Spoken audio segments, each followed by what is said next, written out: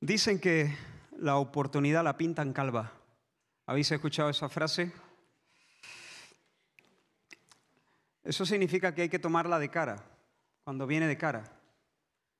Hay que aprovecharla cuando está a nuestra altura.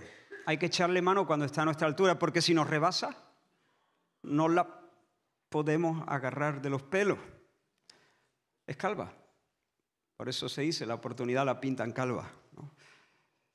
La Biblia dice, y este es un asunto muy serio, buscad al Señor mientras pueda ser hallado. Llamadle en tanto que está cercano. El Señor no siempre estará cercano.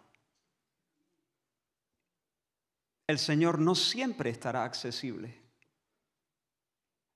No siempre va a tener su oído inclinado a nuestro clamor. Hay un día de misericordia, pero luego el sol se ocultará y llegará la noche.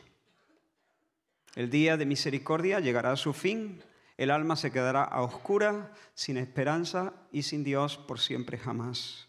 Hoy vamos a retornar a la serie que dejamos en pausa hace varias semanas, la serie Vida en su nombre, basada en el Evangelio de Juan.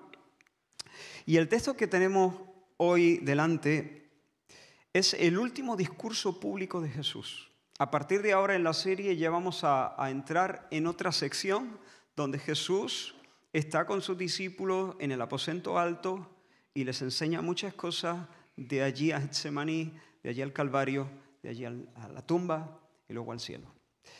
Pero hoy es el último discurso público de Jesús. Y en las palabras de Jesús a la multitud se escucha un dramático ahora o nunca. Y creo que ese ahora o nunca algunos lo necesitan escuchar con urgencia hoy. Vamos entonces a la lectura. Tendremos dos lecturas. Una primera lectura, Juan capítulo 12, versículos del 20 al 33. No hace falta que lo busquéis, prefiero que lo leáis en pantalla porque les he pasado a los hermanos un extracto. ¿Vale? Porque esto ya lo vimos en el último mensaje, vamos a recordar algunas cosas y este es un extracto. Dice la Escritura, había ciertos griegos entre los que habían subido a adorar en la fiesta. Estos se acercaron a Felipe y le rogaron diciendo, quisiéramos ver a Jesús. Entonces Andrés y Felipe se lo dijeron a Jesús. Jesús les respondió diciendo, ha llegado la hora para que el Hijo del Hombre sea glorificado. Si el grano de trigo no cae en la tierra y muere, queda solo. Pero si muere, lleva mucho fruto. Ahora está turbada mi alma. ¿Y qué diré? Padre, sálvame de esta hora. Mas para esto he llegado a esta hora. Padre, glorifica tu nombre. Entonces vino una voz del cielo. Lo he glorificado y lo glorificaré otra vez. Respondió Jesús y dijo, no ha venido esta voz por causa mía, sino por causa de vosotros. Ahora es el juicio de este mundo. Ahora el príncipe de este mundo será echado fuera. Y yo, si fuere levantado de la tierra, a todos atraeré a mí mismo. Y decía esto dando a entender de qué muerte iba a morir. Vamos a orar un momento. Señor, ayúdanos a entender tu palabra. Asístenos con tu espíritu. Visítanos con tu espíritu. Y toca lo profundo de nuestros corazones. Haz milagros, Señor, hoy en medio de nosotros, en el nombre de Jesús. Amén. Jesús está en Jerusalén, ya vimos cómo entró en la ciudad montado en un burrito entre los hosanas de la multitud. Y el pueblo está en espera de que se alce contra Roma y conquiste el trono, inaugure el reino de los cielos en Jerusalén y establezca el shalom, la paz sobre Israel. Sin embargo, los líderes religiosos le quieren muerto. Y a todo esto llega Felipe y Andrés y le dicen al Señor que hay unos griegos que quieren conocerle, quieren entrevistarse con él. Y cuando le dicen esto, Jesús ve en este movimiento de esas personas gentiles, ve un anticipo de lo que será la salvación universal, la futura salvación de los pueblos, de las naciones, de las costas. Jesús vislumbra de alguna manera en ese gesto de esos griegos la cosecha final. en la que un pueblo incontable de adoradores de todas las naciones y tribus y pueblos y lenguas cantarán los triunfos del Señor. Y entonces, vislumbrando eso, dice, ha llegado el momento, ha llegado la hora para que el Hijo del Hombre sea glorificado. En otras palabras, ha llegado el momento para culminar mi obra, para regresar al Padre, para pisarle la cabeza a Satanás, para desarmar a Satanás, para quitarle el poder de engañar a los gentiles, para condenar su sistema anticristo llamado mundo y para liberar a todos los cautivos. Ha llegado el momento. Yo soy el Redentor, ha llegado la hora de redimir. Ha llegado el momento de vencer, de recibir todos los galones, de recibir todos los honores. Ha llegado el momento, pero mi triunfo pasa por la tortura y la muerte. No habrá cosecha, sigue diciendo, si el grano de trigo que la contiene cae y muere. Si no cae y muere, quedará solo. Sí, soy el Salvador, pero solamente salvaré si fuere levantado de la tierra. Y dice Juan, esto decía, dando a entender la muerte con la que habría de morir. Solo salvaré si soy clavado en una estaca, en la cumbre del Calvario. Solamente salvaré si me hago el portador del pecado de los hombres. Experimento en cuerpo y alma el tormento, los juicios divinos, los terrores del juicio de Dios sobre la maldad y sobre los malos.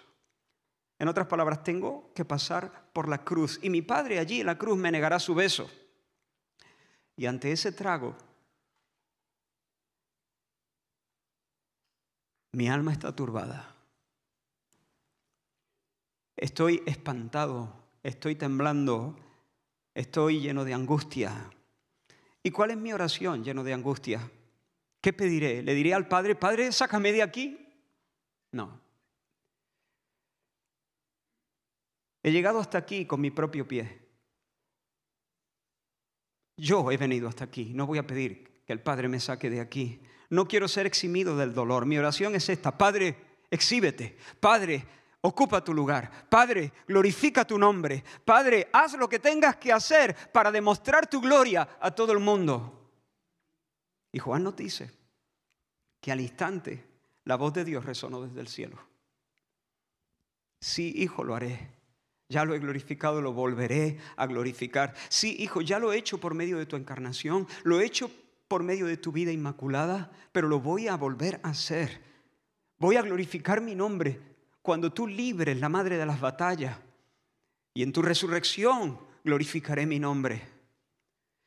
Como he dicho, todo eso lo vimos en el anterior mensaje, pero en los minutos que tenemos por delante quiero que meditemos en las palabras del apóstol Juan a partir del versículo 34. Y ahora vamos a hacer la segunda lectura. ¿Está lista? La tendréis en pantalla. Le respondió la gente, este es el versículo siguiente. Le respondió la gente, nosotros hemos oído de la ley que el Cristo permanece para siempre. ¿Cómo pues dices tú que es necesario que el Hijo del Hombre sea levantado? ¿Quién es este Hijo de Hombre? Entonces Jesús les dijo, aún por un poco está la luz entre vosotros. Andad entre tanto que tenéis luz, para que no os sorprendan las tinieblas. Porque el que anda en tinieblas no sabe a dónde va. Entre tanto que tenéis la luz, creed en la luz, para que seáis hijos de luz. Estas cosas habló Jesús y se fue y se ocultó de ellos. Pero a pesar de que había hecho tantas señales delante de ellos, no creían en él, para que se cumpliese la palabra del profeta Isaías que dijo, Señor, ¿quién ha creído a nuestro anuncio? ¿Y a quién se ha revelado el brazo del Señor? Por esto no podían creer, porque también dijo Isaías, cegó los ojos de ellos y endureció su corazón para que no vean con los ojos y entiendan con el corazón y se conviertan y yo los sane. Isaías dijo esto cuando vio su gloria y habló acerca de él. Con todo eso, aún de los gobernantes, muchos creyeron en él, pero a causa de los fariseos no lo confesaban para no ser expulsados de la sinagoga, porque amaban más la gloria de los hombres que la gloria de Dios. Jesús clamó y dijo, el que cree en mí no cree en mí, sino en el que me envió. Y el que me ve, ve al que me envió. Yo, la luz, he venido al mundo para que todo aquel que cree en mí no permanezca en tinieblas. Al que oye mis palabras y no las guarda, yo no le juzgo porque no he venido a juzgar al mundo, sino a salvar al mundo. El que me rechaza y no recibe mis palabras, tiene quien le juzgue. La palabra que he hablado, ella le juzgará en el día postrero. Porque yo no he hablado por mi propia cuenta. El Padre que me envió, Él me dio mandamiento de lo que he de decir y de lo que he de hablar. Y sé que su mandamiento es vida eterna. Así pues, lo que yo hablo, lo hablo como el Padre me lo ha dicho. Hasta ahí la palabra del Señor. Hemos oído que el Cristo permanece para siempre. ¿Cómo dices tú que es necesario que el Hijo del Hombre sea levantado? Hermano, nunca una pregunta teológica fue más inoportuna.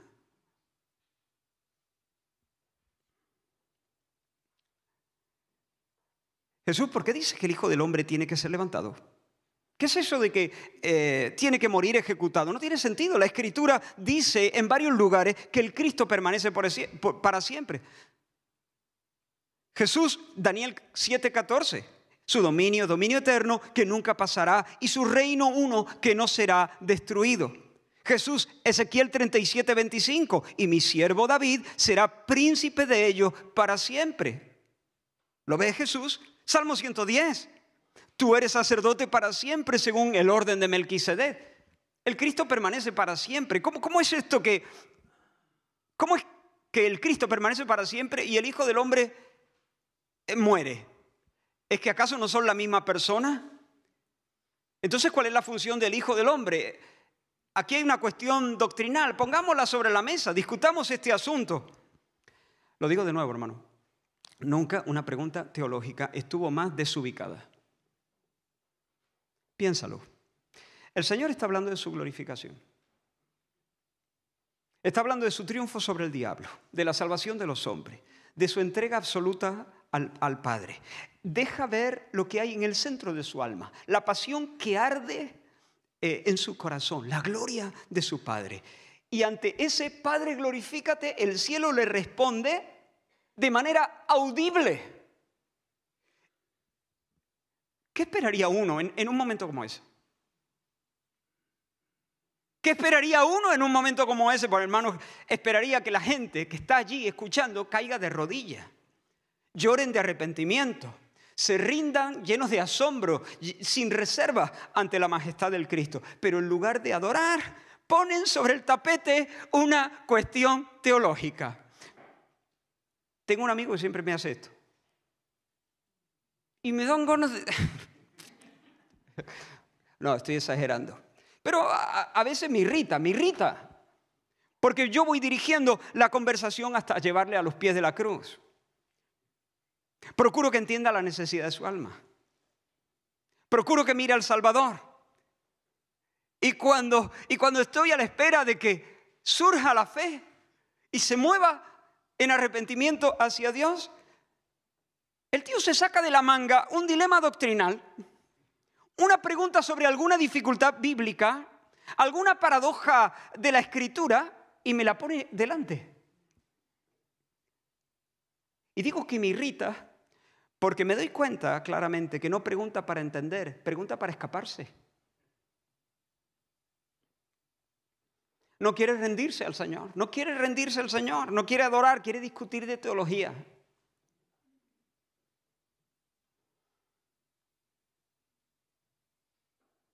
Y a veces la gente saca las discusiones de teología sencillamente para darle la espalda al Cristo crucificado. Y es posible que alguno pueda decir, pero Israel, ¿estás seguro de lo que estás diciendo? ¿Cómo estás seguro? A lo mejor esta pregunta que la gente le hizo a Jesús, oye, esto del Hijo del Hombre, ¿quién es entonces el Hijo del Hombre? ¿Cuál es su función? A lo mejor fue una pregunta sincera, a lo mejor no se trata de una maniobra para cambiar de tema, ni una coartada. ¿Por qué sabes, Israel, que no fue una pregunta sincera? Pues mira, sé que no fue una pregunta sincera al ver la respuesta de Jesús. Mejor dicho, al ver la no respuesta de Jesús. Jesús sencillamente no responde. No responde. No entra. No arguye. Ignora la cuestión. No se pone a argumentar sobre el Hijo del Hombre, su identidad mesiánica, su permanencia para siempre por los siglos y cómo encaja todo esto en las profecías del Antiguo Testamento. Jesús se da perfectamente cuenta de lo que está pasando. Él es Emmanuel, Dios con nosotros, la luz divina en medio de ellos. Él es el Dios cercano. Llamarle en tanto que está cercano. Bueno, pues Él es el Dios cercano. Él es el Dios allí. Él es el Dios dejándose encontrar, dejándose hallar. Pero, hermano, su ministerio está llegando a su fin. En 2 días o 3 estará muerto. Claro, va a resucitar, pero va a salir de la escena. Va a morir sobre el Calvario. Este es su último, como hemos dicho, su último discurso público. La última vez que se dirige a la multitud. Y la gente le dice, hablemos de la identidad del Hijo del Hombre. Y el Señor les dice, no, daos prisa, andad mientras hay luz. ¿Cómo que hablemos de la identidad del Hijo del Hombre? ¿Cómo que discutamos de teología? No queda tiempo, daos prisa. Estábamos en la playa, es un ejemplo tonto, pero estábamos en la playa y, ¿te acuerdas, Juan Carlos? Y señalé el atardecer ahí en Torrox. El sol se oculta detrás de las montañas y se colorea el cielo de una manera muy chula. Y entonces le hice el comentario, mira, no es el atardecer. Y yo vi a Juan Carlos rápido irse por su móvil para hacer una foto. Pero cuando vi la velocidad a la que fuiste, dije, no la saca. No la saca. Porque iba tranquilamente buscando su móvil, pero el sol hizo...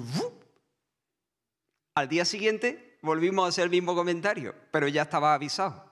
Entonces, si no recuerdo mal, esa vez sí lo sacaste, porque desenfundó el móvil como un pistolero y hecho rápido, porque tardaba segundos. En el momento en que el sol se empezaba a meter detrás de la montaña, ¿calculamos cuánto? Creo que fueron 30 segundos, ¿no? 30 segundos.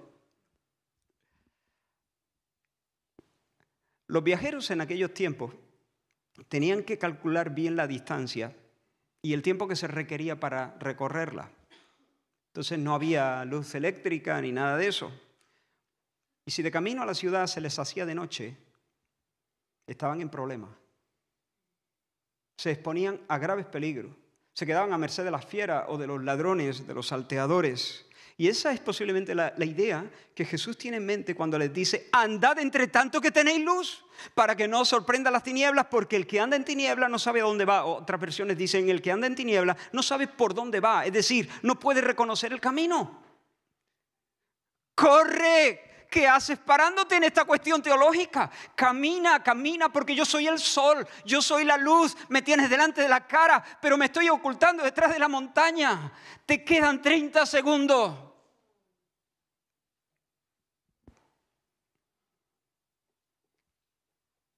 ¿Qué hacéis entretenidos con estas cuestiones?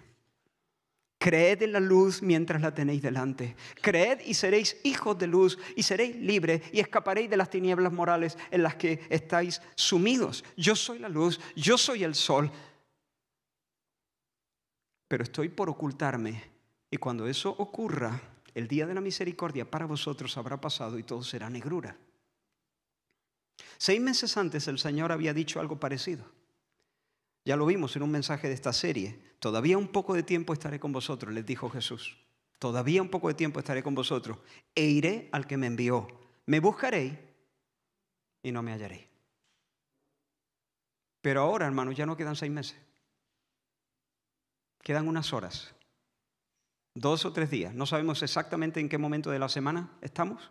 Jesús había entrado el domingo. El viernes va a morir en el Calvario. Su partida entonces es inminente, su llamado cobra una dimensión dramática.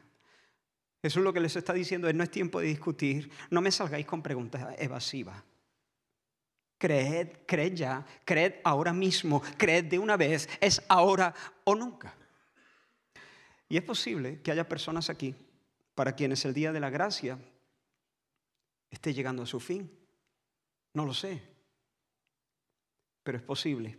Y es posible que hayas oído 1.000.000 de veces el mensaje y hayas sentido muchas veces punzadas en tu conciencia, pero siempre has encontrado una excusa y siempre has esquivado la cuestión. Escucha, por favor, por amor a tu propia alma. No sigas de perfil. No me salgas con otras cosas. No ignores la luz. La palabra del Señor, el Señor te dice en este día, Hebreos 3, versículos 7 y 8, como dice el Espíritu Santo, si oyereis hoy su voz, no endurezcáis vuestros corazones. Así que yo te llamo en el nombre del Señor al arrepentimiento y a la fe en Cristo. Ahora, hoy, ya, en este minuto, antes de que yo termine esta frase. Mañana puede ser tarde. Mañana puede ser que haya pasado el año favorable del Señor, el año del jubileo, y tu única opción sea el día del ajuste de cuentas, el día de la venganza. En el versículo 37 encontramos una de las declaraciones más tristes de la Biblia. El apóstol Juan dice, pero a pesar de que había hecho tantas señales delante de ellos, no creían en él. Jesús, hermanos, les había mostrado sus credenciales mesiánicas. Había exhibido su gloria en Caná, convirtiendo el agua en vino. Allí mostró su gloria. Había sanado al hijo del oficial del rey. Había levantado al paralítico de Betesda. Había alimentado a la multitud. Había caminado sobre las aguas. Había devuelto la vista a un ciego de nacimiento. Y él no va más. Había resucitado a un hombre después de 4 días en el sepulcro, a Lázaro. Y en una ocasión Jesús dijo, si yo, por el dedo de Dios, echo fuera los demonios, ciertamente el reino de Dios, y por lo tanto el rey Mesías, ha llegado a vosotros. Era blanco y en botella. Estaba clarísimo que Él era el Mesías, Jehová Salvador, en medio del pueblo. Pero nada, ni por esa, a pesar de haber hecho tantas señales delante de ellos, no creían en Él. A pesar de haberles mostrado su poder y su deidad y su autoridad mesiánica, el pueblo hizo de bronce su corazón y se negó a confiar en Él. Y de repente, el sol se ocultó.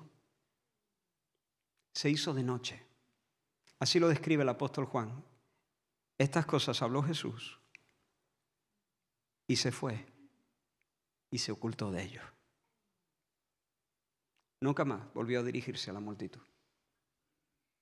A partir de ahora vamos a verle hablar con sus discípulos o con personas muy puntuales. Algunos piensan que las palabras de Jesús, que van desde el versículo 44, las últimas que hemos leído hasta el final del capítulo, corresponden a otro discurso público que Jesús pronunció en aquellos días. No creo que sea así. Jesús, como he dicho ya en 2 ocasiones, a partir de aquí ya no se dirige a la multitud. Otros creen que estas últimas palabras son palabras que Juan escribe compilando de alguna manera, sintetizando el mensaje general que Jesús ha estado predicando una y otra vez al pueblo. Es decir, no son un discurso de Jesús, sino más bien una especie de resumen que Juan ofrece antes de pasar a la nueva sección de su evangelio. Juan resume, recopila, sintetiza el mensaje de Jesús en estas palabras. Puede ser. Pero yo me inclino a pensar de otra manera. Yo me inclino a pensar que Jesús sí pronunció literalmente estas palabras, desde el 44 hasta el 50, pero no fue un discurso a la multitud. Fue un mensaje privado, derramado delante de sus amigos, de sus discípulos, de sus cercanos. Me voy a explicar. Jesús acaba de zarandear a la multitud con urgencia, con dramatismo, diciéndoles: creed ya, creed ahora, es ahora o nunca, creed mientras haya luz, y recibe la misma respuesta de siempre: incredulidad, resistencia, dureza. Bueno, en realidad Juan nos dice que hubo un grupo, de hecho dice muchos, aunque no hubo conversiones verdaderas, Juan sí nos dice que hubo muchos, incluso de entre los gobernantes, que creyeron en sus palabras, que creyeron en Jesús. Tú dices, bueno, ¿creyeron o no creyeron? Bueno, creyeron y no creyeron, las dos cosas. Quedaron convencidos intelectualmente de que Jesús era quien decía ser. Sabían, porque sabían unir los puntos, porque no eran tontos, sabían que era imposible que Jesús fuese un falso profeta. Reconocían que el sello de Dios estaba sobre la persona y el ministerio de Jesús. Reconocían, como dijo en su momento Nicodemo, que nadie puede hacer estas obras si Dios no está con él. Este no puede ser un falso profeta. Tiene el respaldo divino. Sin embargo, Juan nos dice que mantuvieron en secreto sus convicciones, que amordazaron sus propias conciencias, que nunca se identificaron con Jesús, que nunca le confesaron delante de los hombres. ¿Por qué? Porque tenían miedo de que los excomulgaran, de que los echaran fuera de la sinagoga. Amaban más la aprobación de los hombres que la aprobación de Dios. Preferían la sonrisa de sus iguales a la sonrisa del cielo. Querían un lugar en la tierra y posiblemente eso fue todo lo que obtuvieron. Un lugar en la tierra. Eso es todo. Esa fue su recompensa. Y Jesús también se ocultó de ellos. Jesús se ocultó de aquellos que decían que Jesús hacía lo que hacía por el poder de Belcebú, que este era un farsante, que era un palabrero, que no le daban crédito a sus palabras. Pero Jesús también se ocultó de aquellos que estaban internamente convencidos de que venía de Dios y de que obraba con el poder de Dios, pero no estaban dispuestos a renunciar a su estatus, a su reputación. Y ahora, lejos de ellos, Jesús los ha dejado a ambos grupos. Y Jesús ahora entre sus amigos lamenta la tragedia. Voy a intentar explicarlo de manera lo más sencillo que sé, de manera muy directa. Básicamente, estas últimas palabras que hemos leído pueden expresarse así. Es como si Jesús dijese, se han sentenciado. Se han quedado sin Dios, se quedan sin Dios, se quedan sin Dios. Porque el trato que me dan a mí es el trato que le dan al Padre. El Padre me envió. Fue el Padre el que me dio el encargo de ser su verbo, de ser su palabra. Lo que yo hablo, lo hablo exactamente como el Padre me lo ha dicho. Lo que sale de mi boca es el aliento vivificante, vivificador del Dios vivo. Mis palabras son vida eterna. Yo soy la luz. Yo he venido para que todo aquel que en mí crea no se pierda. Aquí lo dice de otra manera, que es lo mismo. No permanezca en tinieblas, sino que tenga vida abundante, que tenga vida divina, que tenga el conocimiento de Dios, que tenga la vida. Y hay tal unión entre yo y el Padre, entre el Padre y yo, que el que me cree a mí, no me cree a mí. O mejor dicho, no me cree solo a mí. El que me cree a mí, cree al Padre. El que me ve a mí, no me ve solo a mí, está viendo al Padre. El que me escucha a mí, está escuchando al Padre. Y el que me escucha y no me obedece, está resistiendo a Dios. Y llegado el momento, la palabra que yo he hablado va a testificar en su contra. Yo no le juzgo, la palabra lo hará. Yo soy la palabra de Dios y quien me rechaza, rechaza al Dios que me pronuncia. Eso es lo que está diciendo Jesús. El problema que ellos tienen conmigo, lo tienen con Dios. No lo tienen únicamente conmigo. Es un problema que tienen con Dios. Lo que estamos viendo es el rechazo final de Dios. Se quedan sin Dios. Y aquí quiero hacer una aplicación para todos nosotros. Cuando el Señor envió a sus 12, mira lo que dijo. El que a vosotros recibe, a mí me recibe. Y el que me recibe a mí, recibe al que me envió. Aquí hay un nuevo eslabón. El Padre, el Verbo, su Hijo, nuestro Señor, pero también sus apóstoles, sus delegados, sus enviados.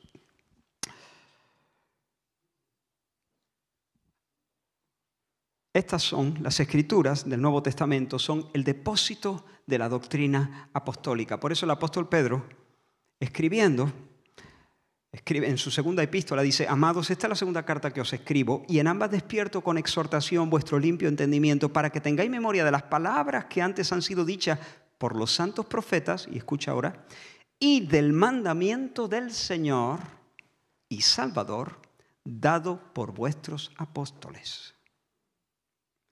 Pablo, escribiendo a los Corintios en su primera carta, dice: si alguno se cree profeta o espiritual, reconozca que lo que os escribo son mandamientos del Señor.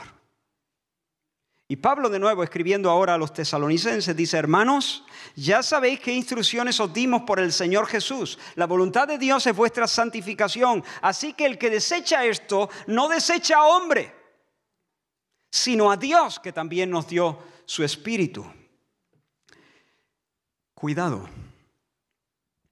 Si tú desprecias este mensaje del Evangelio, si tú desprecias el mandamiento del Señor dado por medio de sus apóstoles, tú no estás teniendo problemas con Pablo.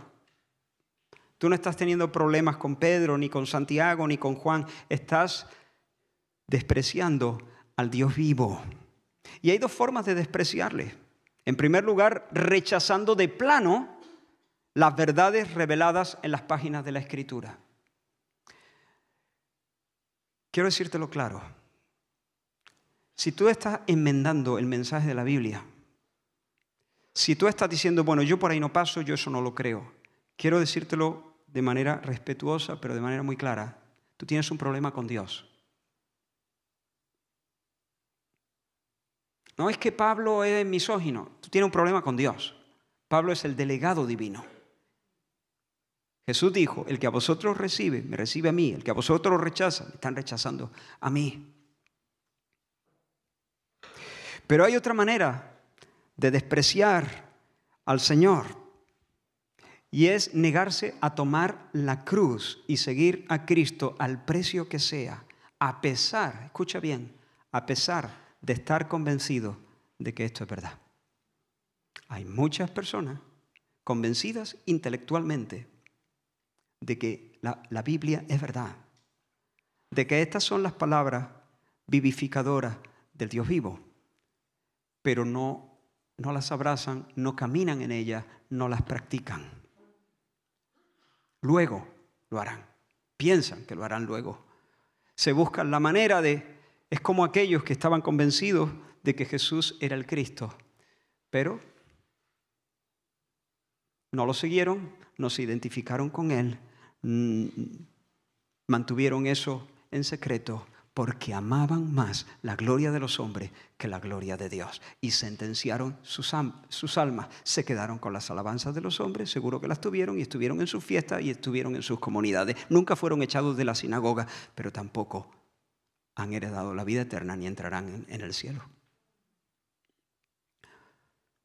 Porque si alguno no aborrece a su padre, a su madre, a su hermano, a su hermana, aún su propia vida, no es digno de mí, no puede ser mi discípulo. Es mejor tener problemas con los hombres, es mejor ser expulsado de la ciudad, es mejor recibir la burla de tu semejante.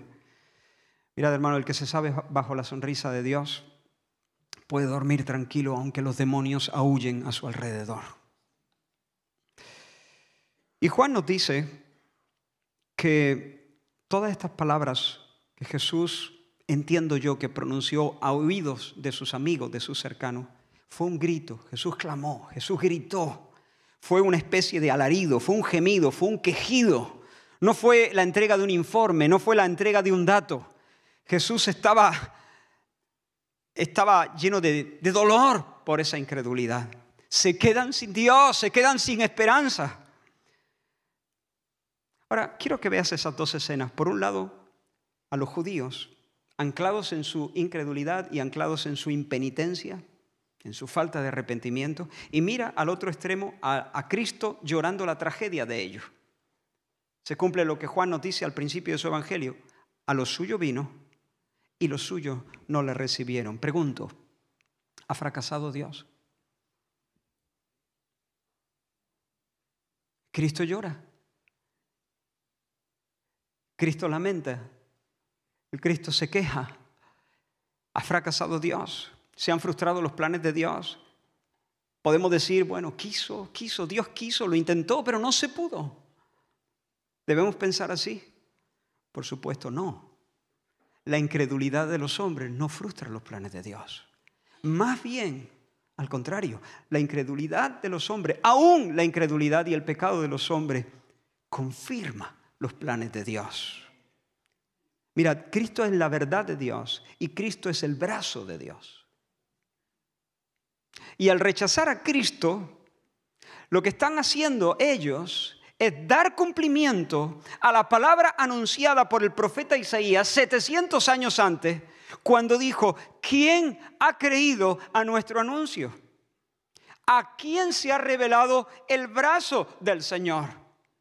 El anuncio, la verdad, la palabra profética es Cristo mismo. ¿Quién ha creído? El brazo del Señor es Cristo, el brazo de Dios. ¿A quién se le ha revelado el brazo del Señor? En otras palabras, ¿quién le ha dado crédito a tu palabra? Esta es una pregunta retórica. Es una forma de decir: Señor, nadie ha creído en tu mensaje. Nadie se ha percatado de que has abierto los cielos y has desnudado tu brazo y nos lo tiendes para ayudarnos, para ofrecernos tu socorro. Nadie se está percatando de eso. Tu palabra es vida, pero está cayendo en oídos sordos. Tu mano no se ha acortado, no se ha encogido, no se ha retraído, al contrario, sigue extendida hacia nosotros. Pero sigue extendida y la gente no la ve, la gente está ciega. Hermanos, cuando Jesús se fue y se ocultó de ellos, y la noche cayó sobre sus almas, los planes divinos se estaban cumpliendo al pie de la letra, tal y como Isaías había profetizado. Isaías dijo que Jesús sería el siervo rechazado, el siervo sufriente, el varón de dolores, que sería visto como un maldito de Dios o por Dios, y por tanto un hombre digno de desprecio. Apartamos de él el rostro, es decir, le dimos la espalda. Eso es lo mismo. Cuando Isaías vio la gloria de Cristo y habló de él, eso se narra en el capítulo 6 de Isaías. Por cierto, no voy a entrar ahí, pero en el capítulo 6 de Isaías se nos dice que Isaías vio la gloria de Jehová. Y aquí Juan nos dice que la gloria que vio fue la gloria de Cristo, y habló de Cristo, porque Cristo es Jehová, el Hijo. Jesús es Dios. Este es uno de los textos que prueban la divinidad del Hijo. Pero cierro el paréntesis. Cuando Isaías vio la gloria de Cristo y habló acerca de él, dejó claro que la dureza del pueblo no solo proviene de un corazón malo de incredulidad. Escucha bien esto.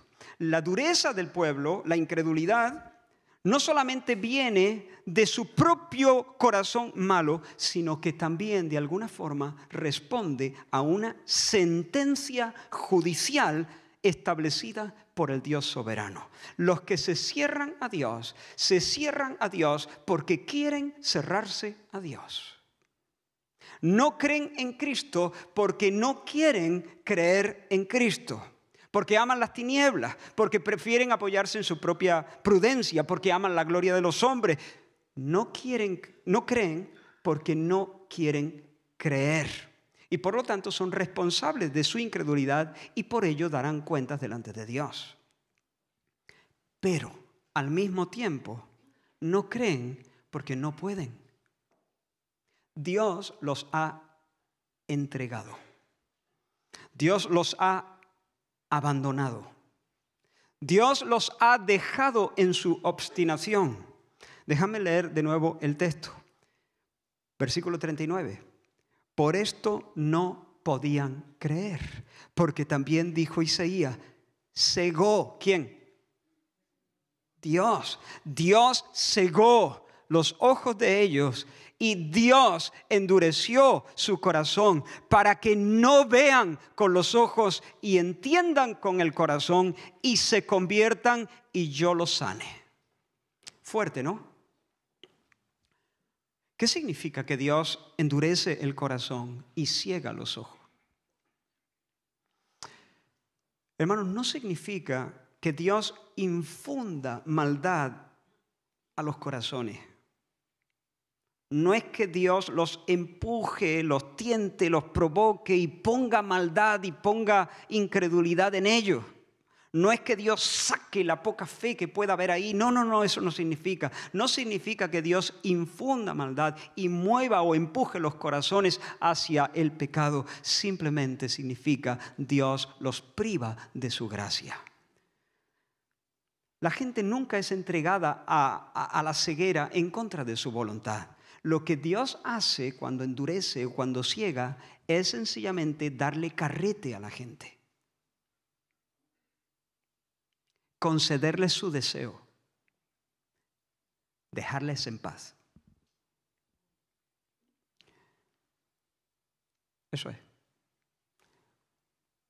Cuando Dios deja en paz a una persona, lo endurece y lo ciega. Lo peor que te puede pasar es que Dios te deje ganar.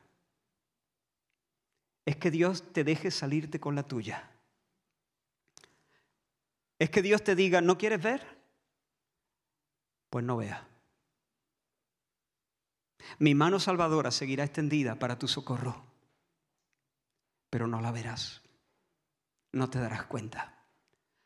No ves porque no quieres, pero por cuanto no quieres, te sentencio a que no veas, a que no puedas. ¿No queréis entender? Pues no entendáis. Mi anuncio seguirá resonando, pero no lo oiréis porque seguirá cayendo sobre oídos sordos. Mi evangelio se va a estrellar 1000 veces contra un corazón de piedra. ¿No os queréis convertir para que yo os sane? Pues no os convirtáis.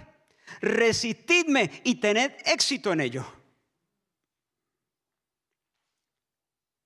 ¿No queréis? Pues no queráis. Pues no queráis y por tanto no podáis. ¿Se entiende? Quiero leer una cita de J.C. Ryle que habla acerca de esto, que creo que puede ayudar a comprender el concepto.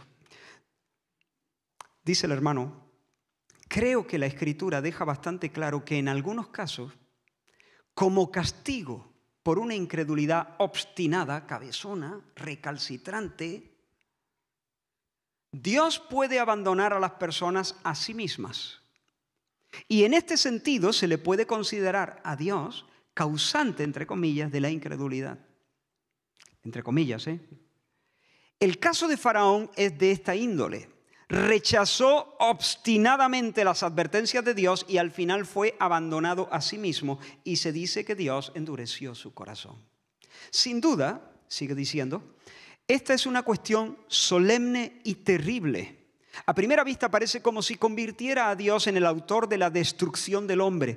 Pero si reflexionamos un poco, veremos que Dios es soberano en su castigo y puede castigar de la manera que considere oportuna. A algunos los mata en el momento mismo de pecar. A otros los entrega a una ceguera judicial y deja de contender con sus conciencias. Lo deja en paz. Y sigue diciendo, siempre veremos que aquellos de los que se dice que Dios ciega y endurece son personas a las que previamente advirtió, exhortó y llamó al arrepentimiento de forma constante. Fin de la cita. Hermanos, mientras que la gracia de Dios opera de forma activa en el alma para salvar a las personas, lo digo de otra manera, Dios atrae a sí mismo a aquellos que no quieren venir a Dios. Y Dios vence la resistencia en su misericordia. Bendito sea el Señor por ello. Si no, yo no estaría aquí. Ninguno creería en el Señor. Nadie puede venir a mí si el Padre que me envió no le arrastrare. Trajere, dice la Reina Valera, pero la idea es de lo toma y lo trae. La gracia opera así. De manera activa, Dios produce lo que no está, pone lo que no está, hace que nosotros hagamos lo que es agradable a Él. Pero el endurecimiento es diferente. En el endurecimiento Dios no tiene un rol activo, no coloca suciedad en el corazón, no coloca incredulidad en el corazón. El endurecimiento es un acto pasivo. De tal manera que Dios no aleja nunca al que quiere acercarse. Si yo dejo caer, por ejemplo, una piedra desde un 8º piso, a menos que de algún modo la detengas, la piedra seguirá cayendo y seguirá ganando velocidad, ¿sí o no? y terminará estrellándose contra el suelo. ¿Por qué? Porque está bajo la influencia de la ley de la gravedad y su suerte está echada. Cuando la Biblia dice que Dios endurece, no implica que Dios te tira por la ventana. No, tú ya vienes cayendo. Tú ya vienes cayendo desde Adán.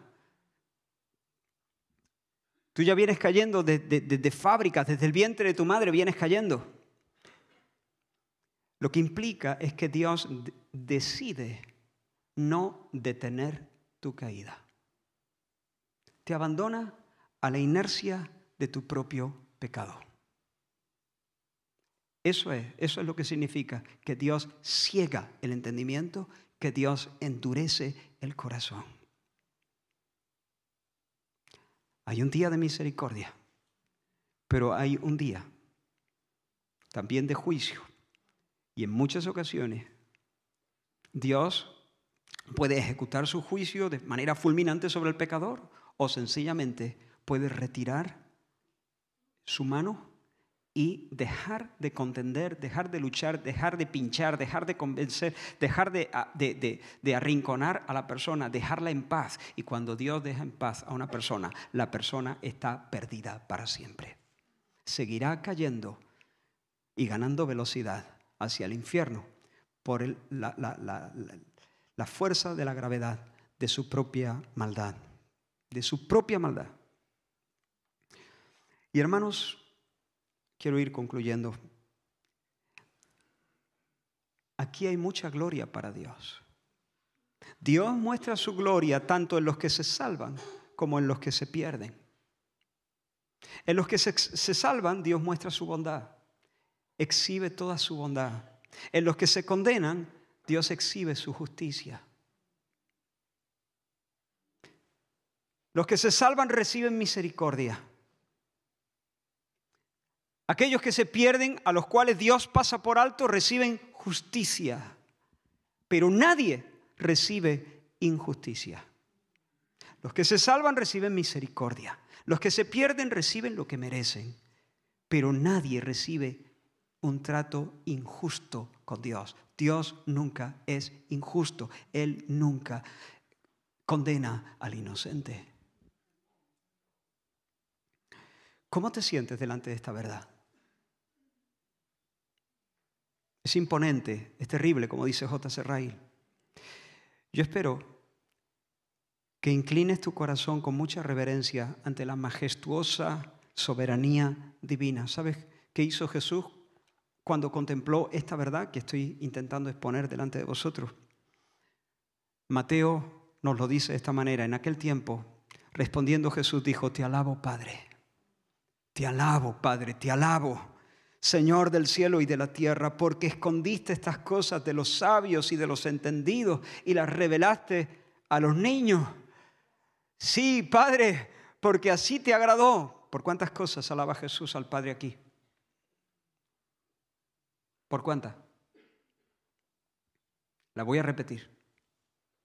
Te alabo, Padre, porque escondiste estas cosas de los sabios y de los entendidos y las revelaste a los niños. ¿Por cuántas? Por 2. Jesús alaba al Padre porque ha revelado su nombre a los niños.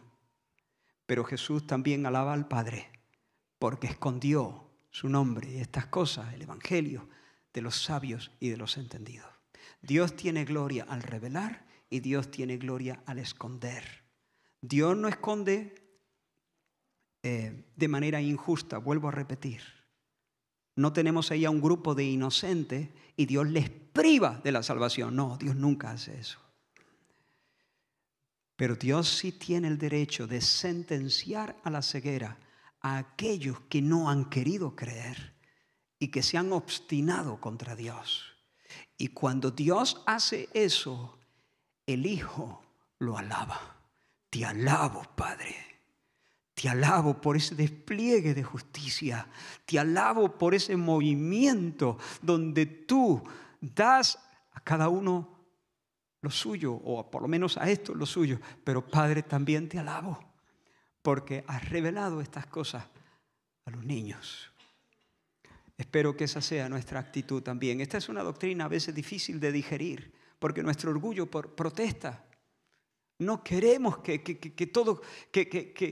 no queremos que Dios sea tan soberano.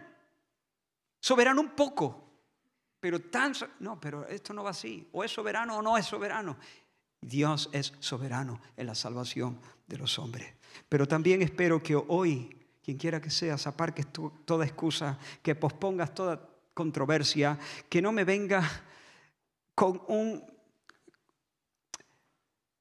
argumento teológico, que no me hagas como me hace mi amigo una y otra vez. Espero que algún día deje de hacerlo. Que no lo haga. El sol todavía está brillando. Aún es día de salvación. Aún es día de salvación. Por lo tanto, te insto a que creas en el Cristo de la cruz.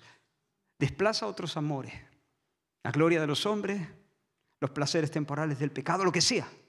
Desplázalo, apárcalo y arrepiéntete y ven a Cristo en fe y ponte sumiso bajo su voz y apártate de tu pecado. Jóvenes, mayores, quien quiera que sea, yo no te conozco, no puedo ver en tu corazón. Dios sí. Dios sí. A lo mejor hay aquí personas que están convencidas de esto. Nadie les tiene que convencer, ya se han convencido. Es más, es que han experimentado cosas fortísimas de Dios. Pero no estás caminando con Dios.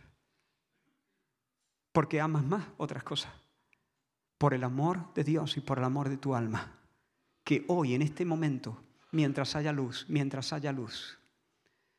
eso cambia. Arrepiéntete ahora, arrepiéntete hoy.